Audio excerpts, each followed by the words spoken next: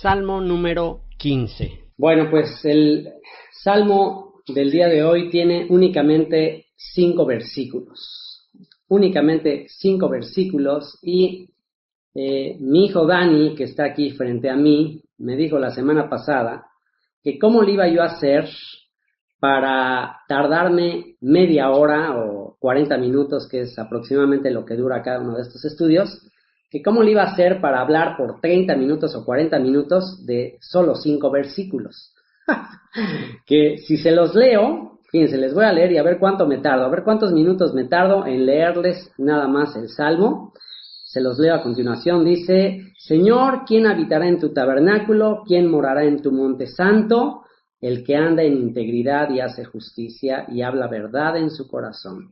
El que no calumnia con su lengua, ni hace mal a su prójimo, ni admite reproche alguno contra su vecino, aquel a cuyos ojos el vil es menospreciado, pero honra a los que temen al Señor.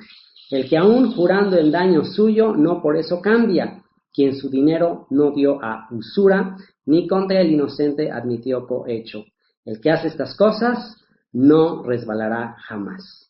Y bueno, quizás me tardé alrededor de 1 minuto en leerlo, y por eso mi hijo se quedó con la incógnita de que a ver qué va a hacer su papá para estar hable y hable y hable de estos 5 versículos por media hora. Y déjenme decirles que va a ser un verdadero reto para mí tardarme menos de 40 minutos. Es un verdadero reto que yo logre tardarme menos de 40 minutos en estos 5 versículos, ya que al estudiarlo me quedé tan impactado de toda la riqueza, toda la profundidad que tiene este salmo. Si vieran mi Biblia, el margen al lado de este salmo, prácticamente ya no quedó ningún lugarcito para escribirles más comentario. Ahí con una pluma de punto fino le puse todos los comentarios, que espero no se me pase ninguno, porque la verdad es que tiene demasiada riqueza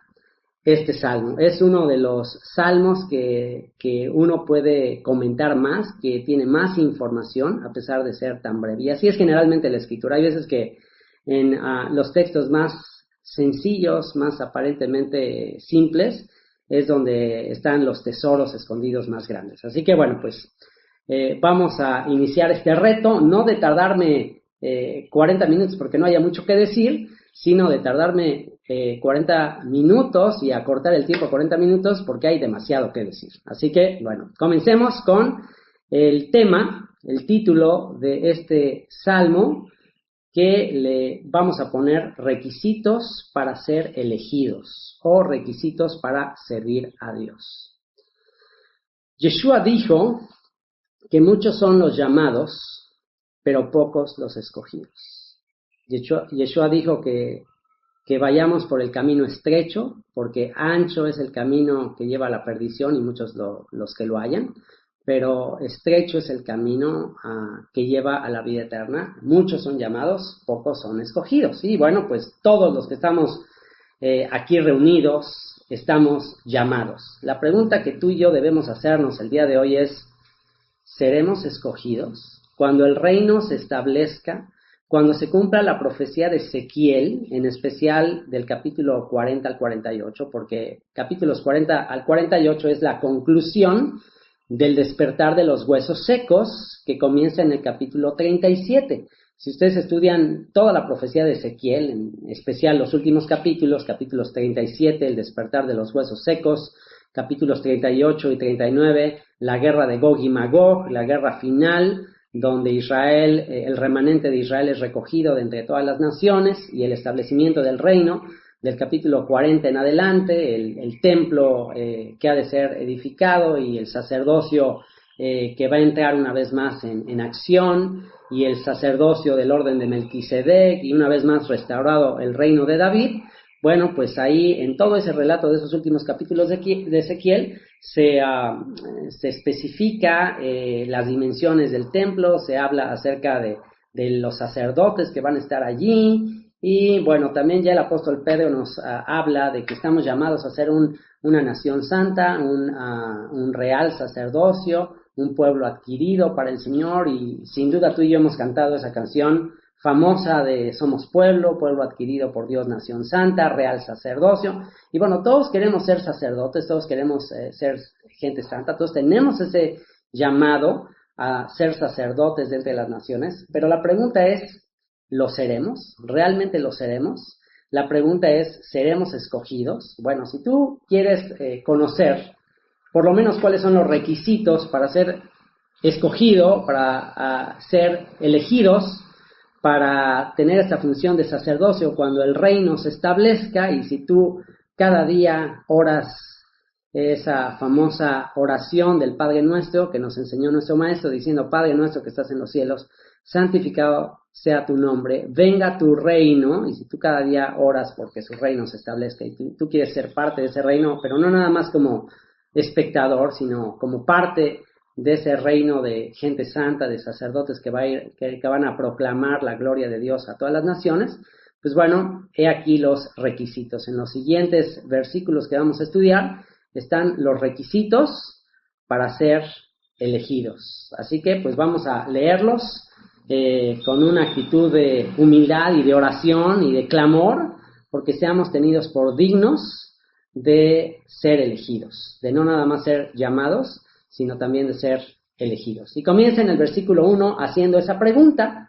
El rey David, aquí dice en la introducción, Salmo de David, y David comienza preguntando: Señor, ¿quién habitará en tu tabernáculo? ¿Quién morará en tu monte santo? Y el rey David hizo traer el arca del pacto, el arca que estaba dentro del tabernáculo de reunión, la hizo traer de las afueras de Jerusalén, la trajo rumbo a Jerusalén, y él tenía en su corazón edificar ese templo para el Señor donde morara su presencia. Y este salmo, según los rabinos, es un salmo litúrgico, un salmo que se recitaba, un salmo que escribió David para ser recitado cuando los sacerdotes entraran al templo en Jerusalén. También era un salmo que era recitado para todos aquellos que tenían el deseo de entrar al templo. No cualquiera podía entrar al templo, no cualquiera podía entrar al lugar santo. Las diferentes secciones del tabernáculo y del templo eran reservadas para cierto tipo de personas. Así que la pregunta que hace en este sentido, del que va a morar, del que va a habitar, del que va a servir en el tabernáculo, pues eran los sacerdotes. ¿Y cuál era el requisito para ser sacerdote? ¿Cuál era el requisito para morar en la presencia de Dios, para ser un maestro para los demás, para ser un ejemplo para los demás? ¿Cuál era ese requisito? Bueno, pues aquí es justamente lo que está preguntando el rey David: Señor, ¿quién habitará en tu tabernáculo? Y esta palabra habitará es el verbo lagur en hebreo, que quiere decir vivir. Implica quién vivirá en tu tabernáculo, quién estará ahí viviendo en tu tabernáculo, no de manera temporal, sino de manera permanente. ¿A quién vas a elegir tú para servirte, Señor? ¿Quién morará en tu monte santo, el monte Moriah? Monte Moriah es donde está el templo, donde fue edificado el templo de Jerusalén, y la palabra Moriah tiene que ver con el lugar de la enseñanza, el lugar de la instrucción. ¿Quién puede ser ejemplo, Señor? ¿Quién puede instruir? ¿Quién puede representar tu nombre, tu instrucción a las naciones? Esa es la pregunta que está haciendo el rey David. Y, a ver, los que están aquí cerca, tengo aquí a mi familia, tengo a mis sobrinos, y los tengo aquí enfrente de mí. A ellos los puedo ver directamente a los ojos, y me encanta tenerlos así de cerca. Y ¿les gustaría conocer la respuesta a esta pregunta? ¿Les gustaría saber qué necesitan ustedes? O más bien la pregunta sería: ¿les gustaría que cuando se establezca el reino en Jerusalén, cuando se presente el hijo de David a reinar a las naciones y se restaure el sacerdocio, les gustaría a ustedes ser parte de ese sacerdocio? ¿Les gustaría a ustedes habitar en la presencia? Dice la Escritura que Dios va a traer a sus escogidos de los 4 ángulos de la tierra. O sea, ¿les gustaría pensar en la posibilidad no de ir a un tour a Israel como turistas, no ir a viajar a Israel, no ir ahora en el mes de mayo a turistear o en cualquier otro mes del año. Hay mucha gente que ahorra toda su vida, que tiene el anhelo de algún día ir a visitar Tierra Santa.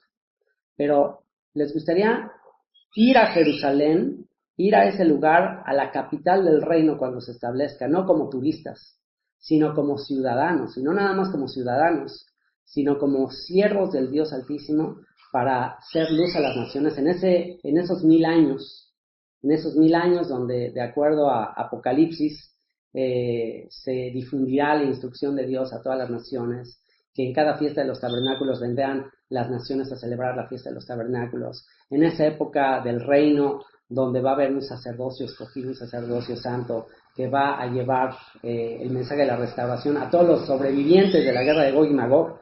¿Les gustaría a ustedes ser escogidos para habitar en el Monte Santo, para vivir ahí en los alrededores del templo de Jerusalén, de estar conviviendo todo el tiempo con Yeshua, con el Mesías, con los que nos precedieron, con todos los personajes de la Biblia, con Abraham, Isaac, Jacob, toda la lista de personajes que aparecen en Hebreos capítulo 11, todos los profetas? Imagínate convivir, estar a ese nivel de estar con todos los que nos precedieron, aquellos que partieron con el Señor y que han de venir con Él para reinar. ¿Les gustaría ser parte de esa nube de testigos a todas las naciones? ¿Les gustaría recibir esa elección? ¿Creen que habrá algún honor, alguna elección, algún llamado más grande que eso? ¿Existirá alguna profesión, algún logro económico, intelectual de cualquier tipo comparable al estar en Jerusalén cuando el reino de David se ha establecido? Algo que se compare a eso. Bueno, si tú que estás lejos, y bueno, ya aquí los que están cerca me dicen que bueno, pues nada se compara con eso. Bueno, los que están lejos, háganse esta misma pregunta. ¿Habrá algo que se compare con eso? ¿Habrá algo que podamos lograr en esta vida que sea lo suficientemente valioso para dedicar el resto de nuestra vida? Pues obvio que la respuesta es negativa, obvio que no hay absolutamente nada, porque todo es temporal, todo esto que vemos será temporal. Lo único que permanecerá será ese reino, es un reino eterno que no será jamás traspasado, que no será jamás cambiado. Por supuesto que ese es el llamado más grande que hemos recibido, es el honor más grande que hemos recibido. Ahora la pregunta es, ¿qué necesitamos para ser parte de esa elección? Bueno, pues aquí ahora sí viene la respuesta. La respuesta a ¿quién vivirá, quién habitará en tu tabernáculo? ¿Quién morará en tu monte santo? Aquí está la respuesta. Y la respuesta nos va a desafiar. La respuesta nos va a desafiar. ¿Por qué? Porque generalmente tenemos la idea de que servir a Dios es algo como muy místico, o es algo como muy religioso, es algo que tiene que ver con estar en el templo, ahí poniendo incienso, ahí encendiendo las velitas de la menorá, pues ahí haciendo unos sacrificios. Generalmente pensamos que servir a Dios tiene que ver con cosas místicas, o con rituales, o con ceremonias. Y la verdad es que eso como que incluso hasta es más fácil. Hay gente, y tenemos una perversa naturaleza humana de aparentar ser más espirituales de lo que realmente somos. Y a veces queremos sustituir una legítima relación con Dios, queremos sustituirla haciendo actos religiosos, haciendo rituales, haciendo ceremonias. Y es muy fácil caer en religiosidad, en ritualismo, en ceremonialismo y perder la esencia de lo que realmente es servir a Dios. Si algo a mí me causó repulsión en mi juventud, en relación a lo que es servir a Dios, es asistir a algunos templos, algunas iglesias y oler el incienso y ver a estos sacerdotes con sus vestimentas y con unos incensarios y tocando campanas y haciendo unas cantaletas o unos rezos rarísimos, interminables, y aparecer ahí como dando un espectáculo muy raro que yo no entendía. Y Y eso es lo que el concepto que por algún tiempo pues yo tenía de lo que era servir a Dios. Pero aquí el rey David, el adorador por excelencia, el siervo de Dios por excelencia, nos va a enseñar de manera práctica cuáles son los requisitos para servir a Dios en su tabernáculo. Y fíjense cuáles son los requisitos. ¿Quién morará en tu monte santo? Y aquí viene la respuesta. Número 1, y nos va a dar 11 requisitos para ser elegidos. 11 requisitos para ser sacerdotes. 11 requisitos para servir a Dios cuando el reino se establezca. Aquí están los 11. Número 1, el que anda en integridad. El que anda en integridad. ¿Qué significa andar en integridad? Bueno, andar en integridad, aquí esta palabra integridad, esta palabra tiene que ver con inocencia. Inocencia, el que anda en inocencia, el que es completamente inocente, el que no tiene nada que esconder. Integridad nos habla de que eres la misma persona cuando te ven y cuando no te ven. ¿Sí? Porque es muy fácil aparentar ser espiritual cuando todo el mundo te está viendo. De hecho, cuando todo el mundo te está viendo pues es fácil y hasta apela al ego y al orgullo a veces echarse unas super oraciones y yo echarme unos sermones acá, y ahorita que los tengo aquí, ahorita me es bastante fácil y atractivo, y hasta me gusta, aquí que estoy dando un estudio bíblico, y que tengo aquí gente enfrente de mí y gente a través del chat, pues ahorita orar así como, sí Señor, y yo moraré contigo, y sí Señor, te entrego mi vida, ahorita, wow, es fácil. Y hasta como que a pantalla, ¿no? Y hasta como que ustedes dicen, caray, este sí está bien espiritual, este sí. O sea, eso está fácil. Lo difícil es ser como estoy hablando ahorita, cuando nadie me ve. O cuando estoy a solas, o cuando estoy nada más con Abril, con mi esposa, con mis hijos, o cuando incluso nadie me ve. Ser íntegro, vivir mi vida, hablar como cuando estoy predicando, cuando estoy con personas con las que quiero dejar una buena impresión, hacerlo cuando estoy a solas. Bueno, ahí es cuando realmente se manifiesta esa integridad. Y los rabinos comentan, algunos comentarios que leí me llamaron la atención en el sentido de que se habla de que la integridad tiene que ver con 3 aspectos de la personalidad. La integridad tiene que ver no nada más con nuestras acciones externas. La integridad tiene que ver con nuestros pensamientos, tiene que ver con nuestras palabras y tiene que ver con nuestras acciones. Una persona íntegra es una persona que cuida lo que piensa, es una persona que cuida lo que habla y es una persona que cuida lo que hace. ¿Por qué? Porque es muy fácil estar diciendo una cosa mientras pienso otra. Es muy fácil y eso se llama ser político, ¿no? En la política se habla mucho, hay que ser político. Y tú por fuera, sí, pásele por aquí, sí, su señoría, sí, honorable señor, sí, por aquí, pero por dentro estás pensando, cómo no lo soporto, lo alucino. Entonces, pues eso es pura política, ¿no? Entonces aquí esta integridad de la que se está hablando es una integridad en la cual tú proteges tu pensamiento, tratas de que lo que tú hables sea realmente congruente con lo que estás pensando y que nuestras acciones también sean congruentes con lo que pensamos y lo que creemos. Así que el requisito número 1 que da el rey David para habitar en el Monte Santo y para ser sacerdotes es ser íntegro, ser de una sola pieza, ser transparentes. Vivir lo que predicamos, ser congruentes en pensamientos, en palabras y en acciones. Y después dice, y hace justicia. Ese es el segundo requisito, hacer justicia. Y esta palabra hacer justicia en hebreo es la palabra Paal. De hecho, de estas mismas letras de Paal, de ahí viene la palabra que se utiliza para verbo y también para seguir. La palabra seguir o la palabra verbo tiene que ver con una acción. La acción, el tener una actitud de siempre estar haciendo lo que es justo, de siempre estar haciendo justicia. Y después dice, y habla verdad en su corazón. Tercer requisito, hablar verdad en su corazón. Y una vez más, cuidar no nada más lo que decimos, porque es fácil hablar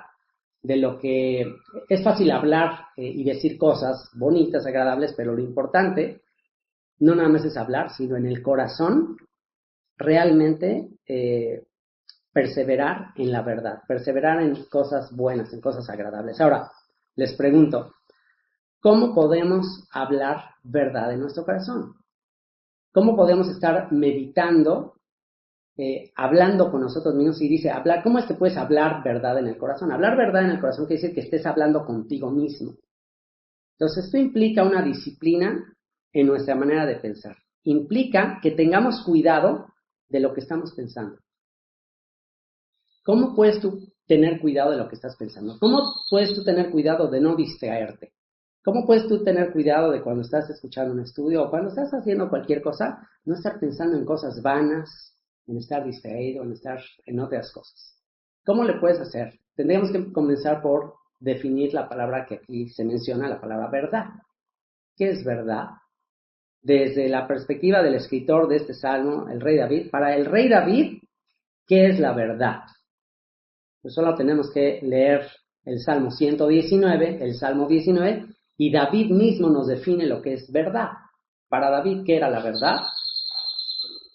Para David, la suma de tu palabra es la verdad. Para David, todas las escrituras, todo lo que escribió Moisés, todo lo que escribieron los profetas, todo lo que conocemos como los escritos del Antiguo Testamento, para David, todo eso es verdad. La Torá, la ley de Moisés, la instrucción de Moisés, todo eso es verdad. Así que David escribió en el Salmo 119, versículo 11, la clave para hablar verdad en nuestro corazón, para estar meditando y pensando en la verdad. Aquí está en el Salmo 119, 11, ¿cuál es esa clave? Dice, en mi corazón he guardado tus dichos para no pecar contra ti. En mi corazón he guardado tus dichos para no pecar contra ti. La semana pasada estudiamos el Salmo 14. El Salmo 14 es el contraste de este Salmo. El Salmo 14 es la descripción del necio. El necio que no cree en Dios, el necio que hace toda clase de perversiones, se aleja de Dios. En fin, vimos toda la descripción de lo que es una persona tonta, necia, naval. Hablamos de eso. Bueno, este Salmo es el contraste. Este es el contraste del justo, del sabio, del que es sacerdote, del que es elegido. Y aquí nos está diciendo, bueno, cuál es el secreto, cuál es la clave. ¿Y cuál es? En mi corazón he guardado tus dichos para no pecar contra ti. Salmo 119, 11. En mi corazón he guardado tus dichos para no pecar contra ti. O sea que nuestra función, nuestra labor es perseverar en la palabra, estudiar la palabra, estar escuchando la palabra, estar conversando dentro de nosotros mismos, en vez de estar pensando en la inmortalidad del cangrejo, en vez de estar pensando, ay, ¿qué voy a hacer? Y miles de cosas en nuestra mente que no tienen ningún tipo de utilidad, estar pensando en nuestra mente en las escrituras. Para eso es importante estar estudiando las escrituras, porque entre más estudias las escrituras, entre más conoces el tema de las escrituras, en tu mente está ese pensamiento y ese pensamiento. Me llamó mucho la atención la llamada que hoy tuve con mi hermana María Elena, que es apenas la segunda clase que tengo con ella, es apenas la segunda llamada que tengo con ella, y le dejé de tarea ver la película del Evangelio de Juan, le dejé de tarea ver la película de José el Soñador, y me dijo que solo con esa llamada y con el fin de semana pasado ver las películas que le dejé la tarea, eso afectó el resto de su semana. ¿Por qué? Porque toda la semana estuvo pensando en esas películas que vio y en ese estudio que tuvimos. Y dice, y nada más con haber estado pensando eso, me sensibilizó, me hizo estar con una mejor actitud, y wow, me di cuenta que esta es mi única esperanza. Me di cuenta que la luz, que la instrucción, que esto que estoy aprendiendo es mi única esperanza para vencer todas las adversidades, todas las pruebas que te va a dar esta vida. Wow. Entonces, eso me impresionó, y es justo lo que está diciendo aquí el rey David como tercer requisito para ser un sacerdote, para ser elegido, que hablas verdad en tu corazón, que meditas en la verdad. El Salmo 14 hablamos acerca del corazón, que el corazón tiene que ser cambiado, el corazón no puede ser mejorado o perfeccionado, el corazón tiene que ser cambiado porque Jeremías dijo que el corazón es perverso y el corazón es engañoso. Entonces la única manera en que el corazón puede ser cambiado totalmente es ahora hablar verdad en el corazón y es meter la palabra de Dios a nuestro corazón. Continúa el siguiente requisito diciendo: el que no calumnie, prepárense porque estos están durísimos. Estos requisitos que siguen están durísimos, son de los más difíciles. Aquí está la prueba de fuego. Dice: el que no calumnia con su lengua, ni hace mal a su prójimo, ni admite reproche alguno contra su vecino. Wow, este versículo 3, el que no calumnia con su boca, el que no está hablando mal o está levantando falsos con su lengua, el que no hace mal a su prójimo en ese mismo sentido, en el sentido de hablar mal de él, ni admite reproche alguno contra su vecino. No nada más no hablar mal del que está ausente, no nada más no hablar mal del que no está ahí para escuchar y para defenderse, sino no admitir, no recibir que te hablen mal de alguien que no está presente. Esto está impresionante. Esto es lo que en el libro de Levítico, capítulo 19, versículos 16 al 18, nos manda a no andar chismeando entre los hijos de tu pueblo. Dice en el capítulo 19 de Levítico, versículo 17 al 18, justamente esta idea, dice: no aborrecerás a tu hermano en tu corazón. De hecho, desde antes del versículo 16 dice: no andarás chismeando entre tu pueblo.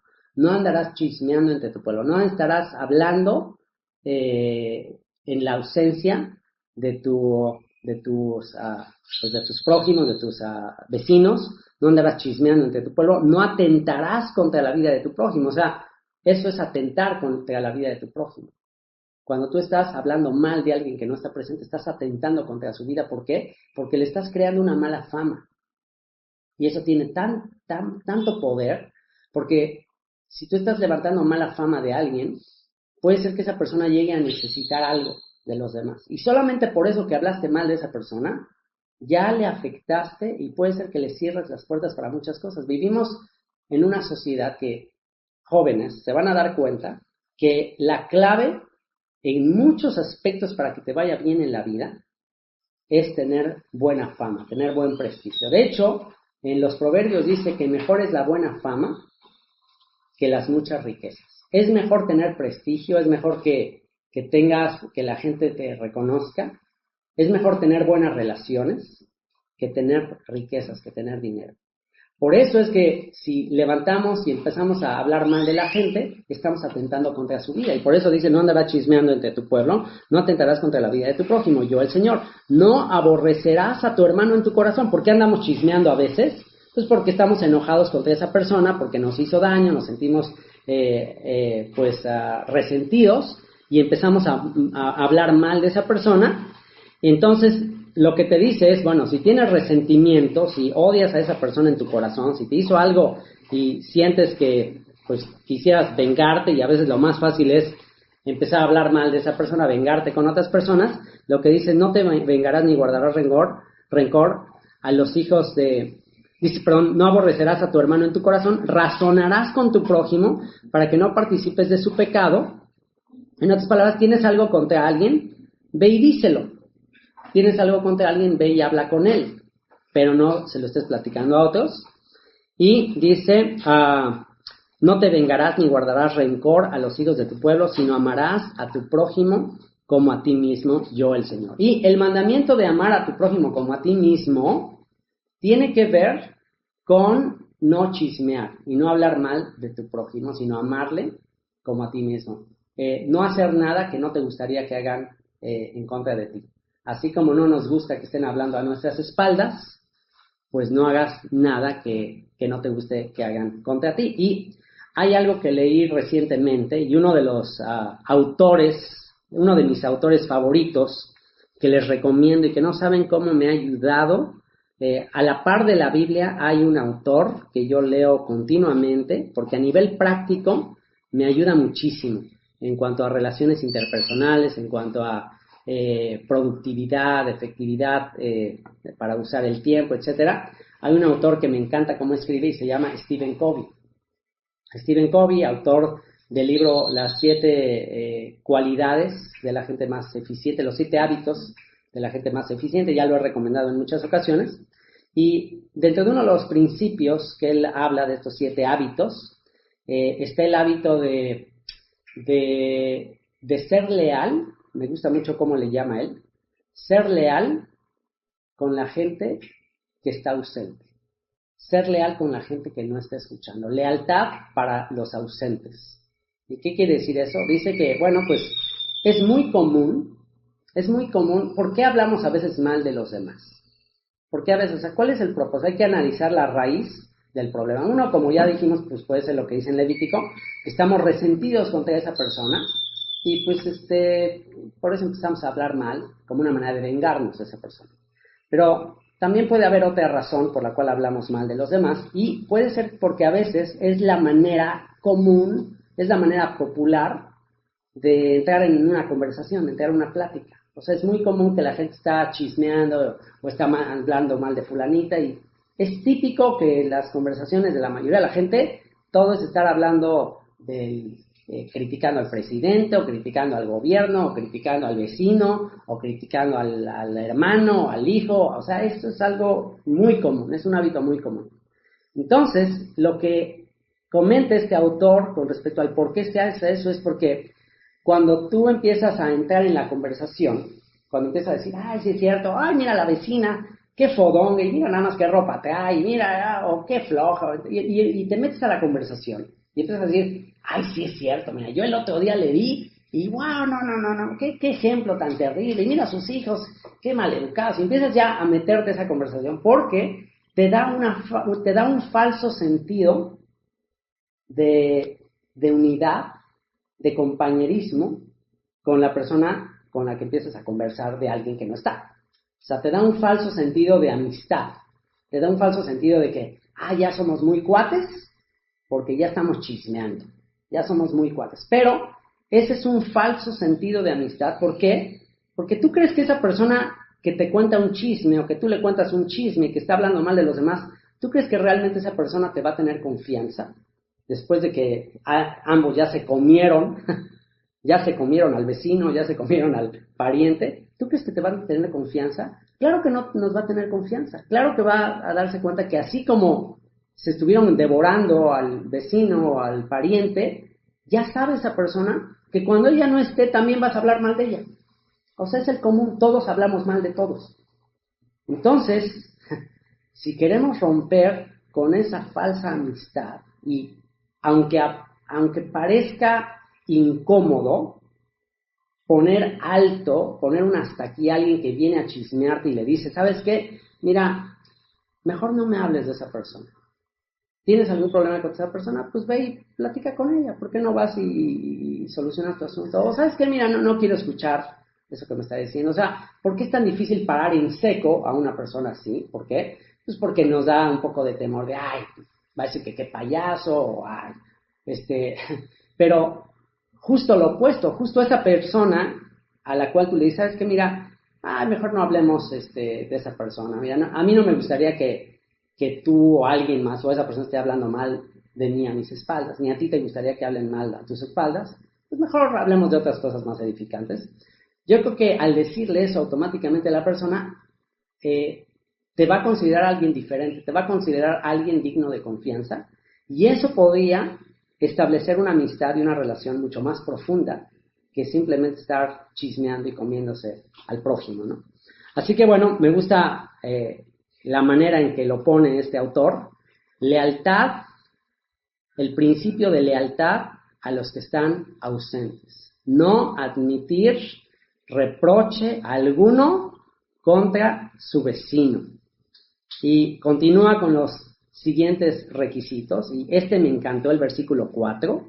El versículo 4, leyéndolo en hebreo, es bastante distinto de lo que es leerlo en la traducción en español. En la mayoría de las traducciones que lo leí en español, es bastante diferente de cómo en hebreo se entiende, mucho más simple, mucho más claro. En el versículo 4 dice, aquel a cuyos ojos el vil es menospreciado, pero honra a los que temen al Señor. Y si tú lees este versículo así en español, pues parecería alguien que es medio arrogante, porque al decir aquel a cuyos ojos el vil es menospreciado, es como una persona que, a una persona vil, y una persona vil es como una persona despreciable. Sería pensar como que una persona que es así, que tiene todos estos requisitos, es alguien que ve a alguien despreciable y lo menosprecia. Alguien que menosprecia a alguien. Pero eso como que no me sonaba muy, muy congruente con todo lo que estamos leyendo de alguien que es íntegro, de alguien que ama a su prójimo lo suficiente como para no hablar mal de él, etcétera. Como que no me checaba. Entonces, al leerlo en hebreo y al leer incluso algunos comentarios judíos al respecto, me gustó muchísimo más la posibilidad de que más bien lo que dice es aquel que para sus propios ojos es menospreciado, es vil y menospreciado. En otras palabras, aquel que tiene una perspectiva de sí mismo de bajeza. Aquel, como dijo Yeshua en su sermón del monte de Mateo 5, dichosos los pobres en espíritu. En otras palabras, aquel que a sus propios ojos es un vil, es un menospreciado. Si tú lo lees en hebreo, diría así. Diría, el que en sus ojos es vil y menospreciado. El que en su propia perspectiva de sí mismo no se siente mejor que los demás, sino se siente que, todavía le falta mucho para llegar al verdadero estándar que Dios demanda. Entonces, ese es un requisito. Un requisito, ya lo confirma Yeshua en su Sermón del Monte, es dichosos los pobres en espíritu, porque de ellos es el reino de los cielos. Y es justamente la idea que está expresando aquí al rey David. Es una persona que tiene una impresión de sí mismo que es correcta. ¿Por qué? Porque ante la perspectiva divina de nosotros mismos, ¿qué somos? Somos viles y menospreciados. La opinión de sí mismo que tiene el publicano, del que Yeshua dijo que después de orar había quedado justificado. ¿Se acuerdan de esa historia que contó Yeshua acerca de un publicano y un fariseo? Que el publicano decía, se golpeaba el pecho y decía, Señor, sé propicio a mí, pobre pecador. O sea, alguien que decía, wow, pobre de mí, soy un pobre pecador, soy de lo peor. Mientras otro, muy religioso, muy orgulloso, que se creía muy justo delante de Dios, decía, ay, Señor, yo te doy gracias, porque ayuno 2 veces a la semana, porque doy diezmos de todo lo que tengo, y se creía muy justo delante de Dios. Y Yeshua dijo, pues de cierto les digo, que el otro, el que reconocía su bajeza, se fue justificado delante de Dios. ¿Por qué? Porque el que se exalta será humillado, y el que se humilla será enaltecido. Así que lo que expresa este versículo 4, no es alguien que menosprecia a alguien que es vil, sino todo lo contrario, es alguien que a sí mismo se considera vil y menospreciado y despreciable, y que al ver todos esos requisitos dices, no, estoy en la olla. Estoy en la olla. Ya, al terminar de leer este salmo dices, híjole, ¿cuánto me falta, Señor? ¿Cuánto me falta? ¿Cuánto caigo en el error de estar pensando cosas que no son correctas, o de hacer cosas que no son congruentes con mi fe? O sea, wow, Señor, ¿cuánto me falta? Y hay un contraste en el verso 4 que dice que asimismo, el que asimismo ante sus ojos es vil, es menospreciado, pero honra a los que temen al Señor. Porque uno podría decir, ay, soy de lo peor, soy muy malvado, soy muy pecador, wow, cuánto me falta, pero podrías consolarte con que todos los demás son iguales. Podríamos decir, ay, soy de lo peor, pero todos somos de lo peor. Esa es una actitud, o sea, hay una peor actitud que esa, y es, wow, soy muy justo, soy muy bueno, ay, soy muy generoso, soy muy ay, cómo me quiero, cómo me amo, qué bonito soy, qué guapo, qué increíble, qué espiritual, y todos los demás son una bola de pecadores. Es una actitud ya al colmo de terrible. Otra actitud es lo opuesto, no, soy terrible, soy muy malvado, soy muy perverso, pero todos somos perversos, así que pues soy igual que todos. Pero la actitud de esta persona de la que habla aquí se considera a sí mismo vil, menospreciado, pero honra a los que temen al Señor, es decir, admira a los demás, es decir, les da honra a los demás. En otras palabras, es severo al juzgarse a sí mismo y es misericordioso y compasivo al juzgar a los demás. Justo lo opuesto a nuestra naturaleza. Generalmente somos muy pacientes, muy misericordiosos con nosotros mismos, o sea, siempre estamos pidiendo paciencia, misericordia a los demás, siempre queremos que todos los demás tengan paciencia con nosotros, pero no tenemos paciencia con los demás. No somos misericordiosos y compasivos con los demás. En este caso, aquí se está hablando de alguien que considera a los demás como superiores a sí mismo, que le da a los demás mayor honra, mayor respeto que el que se da a sí mismo. Alguien que cumple literalmente lo que el apóstol Pablo escribió en Filipenses capítulo 2. Filipenses capítulo 2, y se los leo rápidamente, que me encanta, que se le conoce a este texto como el lugar santísimo del Nuevo Testamento, en que el apóstol Pablo dice: por tanto, si hay alguna consolación en Cristo, si algún consuelo de amor, si alguna comunión del Espíritu, si algún afecto entrañable, si alguna misericordia, completad mi gozo sintiendo lo mismo, teniendo el mismo amor, unánime, sintiendo una misma cosa. Nada hagáis por contienda o por vanagloria, antes bien con humildad, estimando cada uno a los demás como superiores a él mismo. O sea, esto está impresionante. Fíjense lo que dice aquí Pablo: estimando cada uno a los demás como superiores a él mismo. O sea, considera a los demás como dignos de más honra que tú mismo. Dice, no mirando cada uno por lo suyo propio, sino cada cual también por lo de los otros. O sea, no exigiendo tus derechos. Si algo va a matar tu matrimonio, Fer, es que exijas tus derechos, es que tengas expectativas, que le exijas a Steffi que te dé, o sea, esperando recibir de ella. Dice, no mires por lo tuyo, sino cada cual también por lo de los otros. Haya pues en vosotros este sentir que hubo también en Cristo Jesús, el cual siendo en forma de Dios no estimó el ser igual a Dios como cosa que aferrarse, sino que se despojó a sí mismo, tomando forma de siervo hecho semejante a los hombres, y estando en la condición de hombre se humilló a sí mismo, haciéndose obediente hasta la muerte y muerte de cruz, por lo cual Dios también le exaltó hasta lo sumo y le dio un nombre que es sobre todo nombre, para que en el nombre de Yeshua se doble toda rodilla de los que están en los cielos y en la tierra y debajo de la tierra, y toda lengua confiese que Yeshua, el Mesías, es el Señor, para gloria de Dios Padre. Y es justamente lo que expresa este cuarto versículo del Salmo 15, aquel que a sí mismo se considera vil y menospreciado, pero honra a los que temen al Señor. A todos los considero superiores a mí mismo, a todos considero que de todos puedo aprender, considero que todos me pueden enseñar algo, y bueno, tengo una perspectiva justa de las cosas. Y continúa diciendo, el que aún jurando en daño suyo, no por eso cambia. El que aún jurando en daño suyo, no por eso cambia.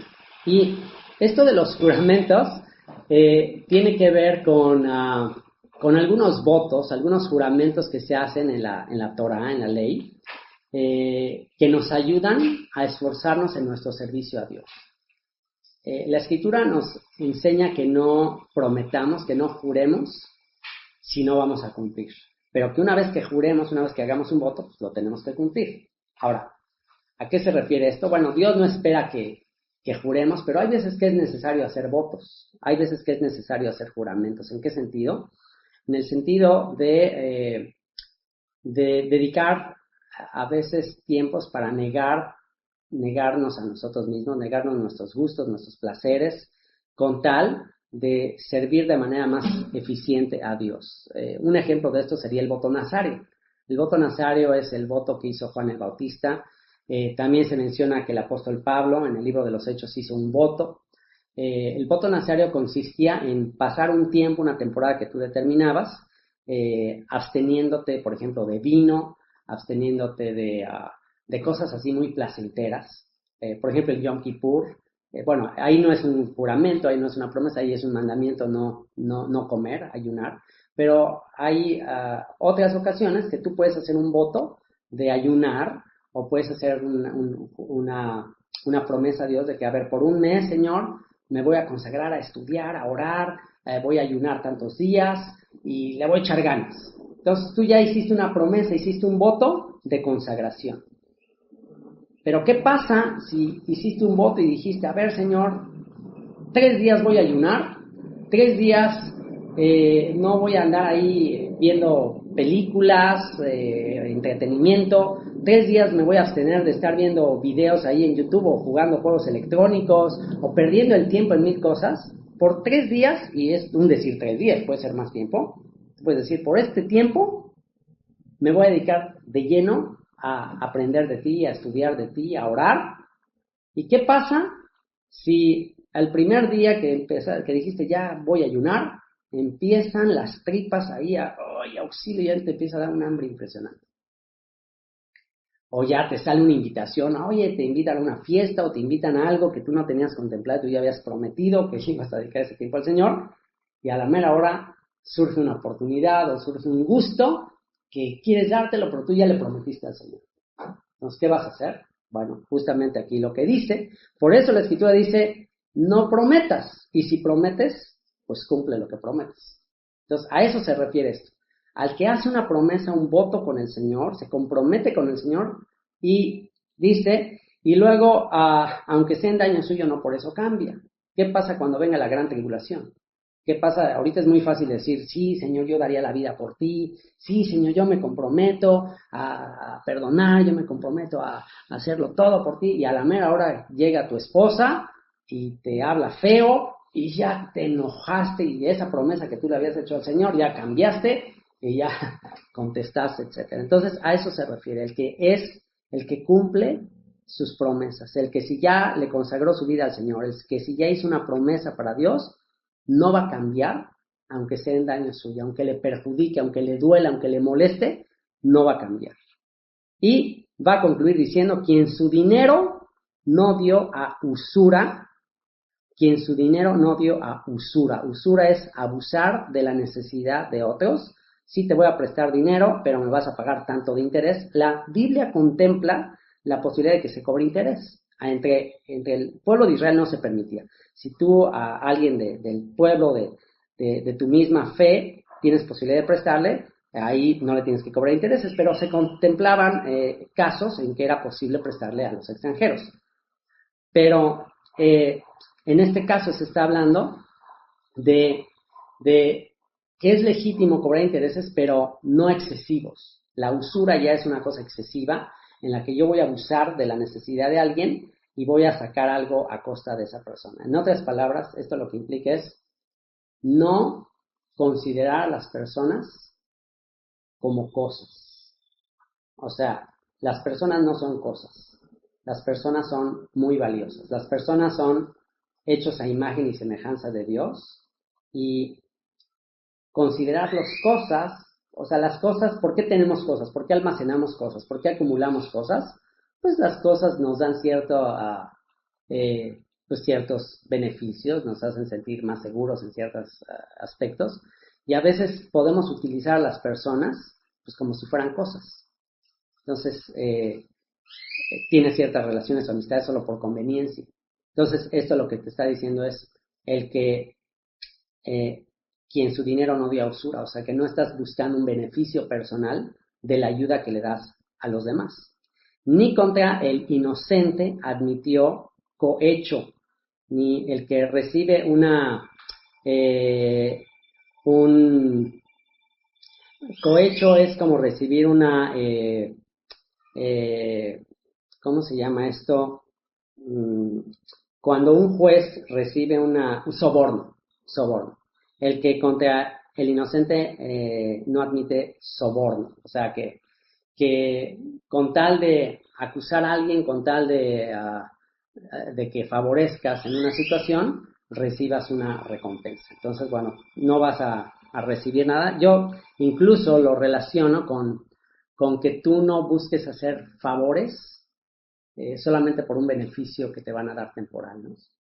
En la línea aérea donde yo trabajaba, no se permitía que recibiéramos propinas de los pasajeros. Porque si empiezas a recibir propinas de los pasajeros, entonces puede ser que ya empieces nada más a ayudar o a servir a la gente, pues por un interés de cuánto te van a dar. Esto también se podría aplicar en el ministerio, de, bueno, pues estar yo ayudando a la gente solamente por lo que me van a dar.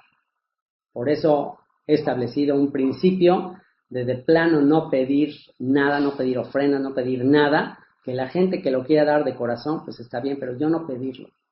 ¿Por qué? Porque pues es uno de los requisitos, ¿sabes qué? Yo no tengo por qué estar exigiendo, pidiendo esto, que sea un acto voluntario de la gente. Y concluye el Salmo diciendo, el que hace estas cosas no resbalará jamás. El que hace estas cosas no resbalará jamás. Ahora, aquí al decir no resbalará jamás, podríamos pensar que nunca se va a caer. O sea, y bueno, también esto sería un poco irreal. O sea, porque la vida a veces, si tenemos un ejemplo en el caso de Job, Job era un varón, según la descripción que da Dios de él, un varón perfecto, recto, temeroso de Dios y apartado del mal. Y a pesar de eso hubo un momento en que tropezó, hubo un momento en que empezó a hablar pues mal de lo que le estaba pasando. O sea, podríamos decir que hubo un momento en que tropezó, pero el punto con Job es que se volvió a levantar. Se nos dice también en la escritura que 7 veces cae el justo, pero se vuelve a levantar. Entonces, ¿cuál es la diferencia entre una persona justa y una persona injusta? Una persona justa, obviamente, justificada por Dios. Sería la diferencia que hay entre un BMW y un Volkswagen desvielado. Una carcacha desvielada que si tú los dejas en una carretera, en una carretera de bajada, y si tú los pones a los dos carros de bajada y dejas que los dos pues ahí sin freno vayan por la carretera, a lo mejor van a bajar a la misma velocidad. Pero cuando termina la bajada y luego empieza una subida y el BMW trae buena máquina y está en perfectas condiciones y el Volkswagen está desvielado, pues a pesar de que los dos cayeron a la misma velocidad o bajaron a la misma velocidad, a la hora de subir, pues el BMW pues va a dejar muy atrás al otro coche, hasta ahí va a llegar. Entonces a eso se refiere con el concepto de lo que aquí está hablando, y es, no quiere decir que nunca vaya a caer, sino que no resbalará para siempre. O sea, no quedará ahí tirado, no se quedará ahí tirado, sino que se levantará una y otra y otra y otra vez. Y ahora hay algo alentador en lo que dice al final, porque ya al contar estos 11 requisitos, ¿cuántos de nosotros que escuchamos este salmo, y mejor me voy a ir aquí al chat a ver quién está escuchando todavía, quién de los que están aquí en este estudio podría decir que ya ha cumplido los 11 requisitos? A ver, me gustaría que ahí en el chat alguien ponga quién, después de escuchar estos 11 requisitos para ser escogido, para ser elegidos, podría decir que ya los cumplió todos. A ver, pongan ahí en el chat. ¿Quién dice, yo ya cumplí los 11 requisitos, estoy listo para servir en el tabernáculo, estoy listo para servir en la Nueva Jerusalén, estoy listo para que si se establece el día de hoy el reino, yo ya estoy seguro que voy a ser elegido? A ver, ¿quién dice, yo ya cumplí los 11? ¿Alguien? ¿Alguien? Bueno, pues aquí les tengo una buena noticia, y en un comentario judío que leí me llamó la atención algo que dice ese comentario y me gusta, y con eso voy a cerrar. Y es que en el último versículo no dice, el que hace todas estas cosas no resbalará para siempre. No dice eso. No dice el que hace todas estas cosas. No dice kol L. En hebreo tendría que decir kol L, como todas estas. No dice así, sino que dice el que hace estas cosas. ¿Qué implica eso? Dice el que comienza por hacer algunas de estas cosas. O sea, a lo mejor no todas, a lo mejor no estás todavía o no estamos todavía en un nivel de perfección, de madurez. A lo mejor ahí vamos en el camino. Estamos tratando, nos estamos esforzando. Obviamente no estamos haciendo todo esto. Pero este comentario dijo algo que nos trae mucha esperanza para continuar en el camino y es relacionado con el texto que dice que la luz del justo es como la luz de la aurora que va en aumento hasta que el día es perfecto. El día de hoy tenemos 11 requisitos para ser escogidos, para ser elegidos y por algo podemos empezar. Ahora, no dice el que hace todas estas cosas, dice el que hace estas cosas. ¿Qué implica eso? Pues empieza una por una. Empieza todos los días a darte una palomita, a ver, ya estoy haciendo esto, ando en integridad, a ver, soy íntegro en mis pensamientos, en mis palabras, en mis acciones, a ver, estoy haciendo justicia, a ver, estoy hablando verdad en mi corazón, estoy meditando en las escrituras todos los días, a ver, estoy cuidando lo que hablo con mi lengua, estoy cuidando mis comentarios, aún a veces puede ser que tenga celo por la verdad, pero aún teniendo celo por la verdad tengo que cuidar el no ofender, el no dañar, el no hablar con arrogancia en contra de mi prójimo. Estoy rechazando todos los comentarios negativos. Ahí esto lo podemos incluso reflejar en nuestras redes sociales, en nuestra WhatsApp, en nuestros programas ahí de mensajería instantánea, en el Facebook. A ver, estoy recibiendo murmuración, estoy recibiendo reproche contra mi prójimo. Ay, híjole, bueno, también esta me falta. A ver, ¿qué hay acerca qué pienso acerca de mí mismo? Todavía me creo Juan Camaney, todavía me creo muy sacale punta, que yo las puedo de todas. A ver, ¿qué pienso acerca de mí? O realmente me doy cuenta que todas mis obras de justicia son como suciedad, como trapos de inmundicia. Estoy reconociendo cuánto me falta. A ver cómo estoy en el área de honrar a los demás. O sea, realmente considero a los demás como superiores a mí mismo. A ver, realmente estoy cumpliendo mis votos, mis promesas delante del Señor. Estoy amando a la gente como criaturas hechas a imagen y semejanza de Dios, o solamente las uso para mis propios beneficios. A ver, estoy haciendo cosas por lo que me puedan dar. Y bueno, wow, a lo mejor no le puse palomita a todas esas, pero estoy haciendo estas cosas, estoy esforzándome por hacer estas cosas y con eso tengo la promesa de que no resbalaré para siempre. Podré caer 7 veces, pero una y otra vez el Señor me levantará. Y para cerrar, por último, los rabinos enseñan que hay 613 mandamientos, 613 mandamientos en todas las escrituras, para ser justificado delante de Dios, para tener una certeza de la permanencia de ese llamamiento. Aquí David lo disminuye, lo resume en 11. El profeta Miqueas más adelante nos dice que son 3 requisitos. Miqueas en el capítulo 6, versículo 8, nos dice 3 requisitos para estar en la presencia de Dios, 3 requisitos que pide el Señor de nosotros. Número 1, practicar justicia. Número 2, amar misericordia. Y número 3, humillarnos ante nuestro Dios. Y por último, Yeshua nos resume todo esto en 2 mandamientos.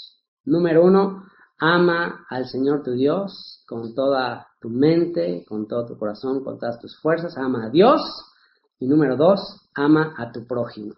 Y todo lo podemos resumir en la cruz. Todo esto que estudiamos el día de hoy lo cumplió a la perfección Yeshua. Y este salmo que estudiamos el día de hoy fue el requisito para servir a Dios. Hoy aprendimos que servir a Dios, para ser aceptados por Dios, primero tenemos que ser aceptados por nuestro prójimo. Para poder servir a Dios, primero tenemos que ser aceptables, tenemos que hallar gracia delante de nuestro prójimo. Por eso Yeshua dijo que antes de venir a dejar nuestra ofrenda delante del altar, vayamos y nos pongamos en paz, nos reconciliemos con nuestro prójimo. Vayamos y si alguien tiene algo en contra de nosotros o nosotros tenemos algo en contra de alguien, vayamos y nos pongamos en paz, nos pongamos a cuentas y después vengamos a presentar nuestra ofrenda. O sea que el primer paso para servir a Dios es servir a nuestro prójimo. Yeshua lo resumió, estos 2 mandamientos, Yeshua lo resumió en la cruz. Cada vez que tú veas la cruz, el palo que va de abajo hacia arriba en la cruz, el tronco que va de abajo hacia arriba, nos habla de la relación a nivel vertical. En la cruz están 2 palos cruzados, uno que va de abajo arriba, y esto tiene que ver con el mandamiento de amar a Dios, con nuestra relación vertical, nuestra relación con Dios, y el palo horizontal donde se clavaron las manos de Yeshua, tiene que ver con nuestra relación horizontal, con nuestra relación con nuestro prójimo.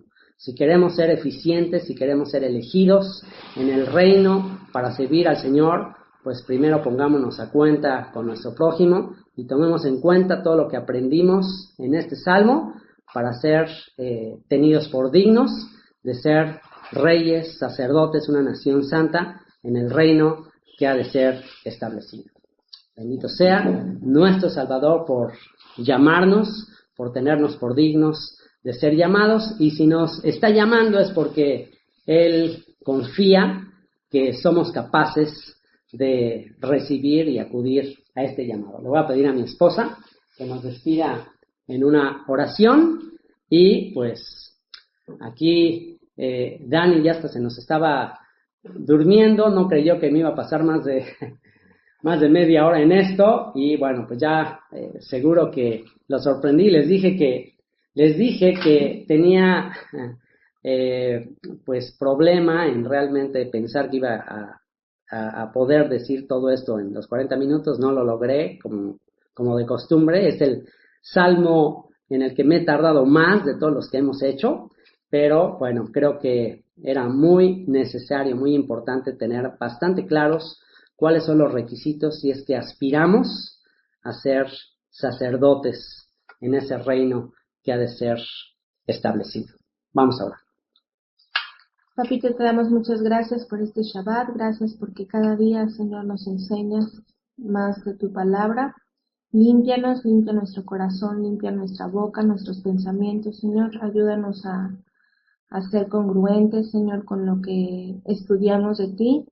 Ayúdanos, Señor, solo tú eres el único que nos puede limpiar, Señor. Que tu Espíritu sea el que nos redarguya de pecado, el que nos limpie, y te amamos, Señor, por todo este tiempo que nos das. Muchas gracias en el nombre de Yeshua. Amén. Amén.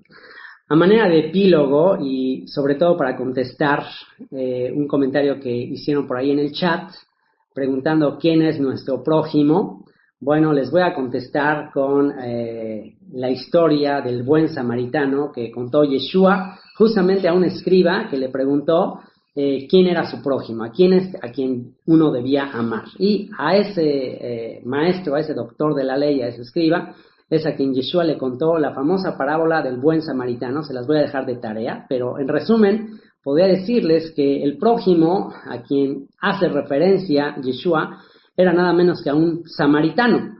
Los samaritanos eran considerados enemigos, eran rechazados, eran odiados por los judíos en aquella época. Así que Yeshua llevó esa enseñanza del prójimo no a los amigos, no a los vecinos que son buena gente con nosotros. Eso es muy fácil, amar al amigo, amar al que es bueno con nosotros, eso cualquiera lo hace. Yeshua dijo que eso hasta los publicanos, eso hasta los que no conocen a Dios, pues lo pueden hacer. Pero el llamamiento de los que han de ser sacerdotes, de los que han de servir en el reino venidero, es mucho más alto. El llamamiento es: amen a sus enemigos, amen a los que les hacen daño, amen, hablen bien, hagan cosas buenas por los que les rechazan, les persiguen, hacen toda clase de mal contra ustedes mintiendo. A ellos es a los que hay que amar. Así que, bueno, pues ahí se cumple el mandamiento de el amor al prójimo, y bueno, pues aún dejamos con eso el estándar mucho más alto, pero pues bendito sea nuestro Padre, que si nos está haciendo este llamamiento es porque Él está poniendo en nosotros el querer como el hacer por su buena voluntad. Muchas gracias por haberte tomado el tiempo para escuchar esta grabación. Si quisieras escuchar más grabaciones como esta, visita nuestra página web donde tenemos comentarios de todos los capítulos de la Biblia, www.descubrelabiblia.org. Te dejo con 2 canciones. La primera la compuso mi hija hace algunos años. La letra expresa mi oración de que la estrella de la mañana ilumine tu alma. Y la segunda la compuso un servidor, después de descubrir y comprender el mensaje de la Biblia y ser iluminado por la luz de esa estrella resplandeciente de la mañana.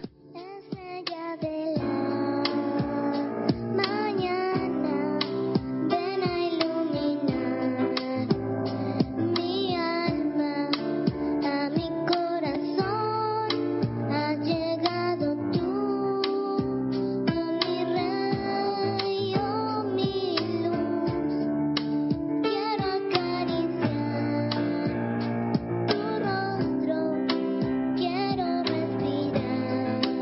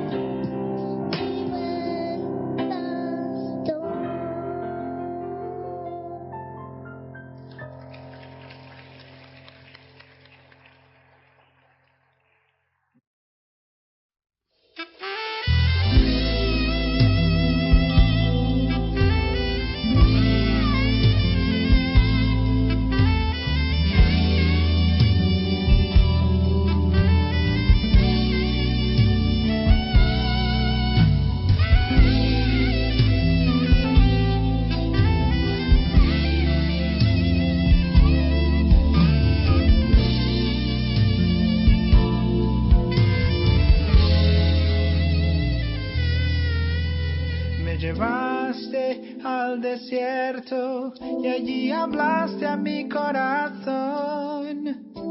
Reconoceré tu voz, me cautivó tu perdón. ¿Cómo poder comprender un amor tan sufrido? Mi pecado olvidó y de nuevo me aceptó.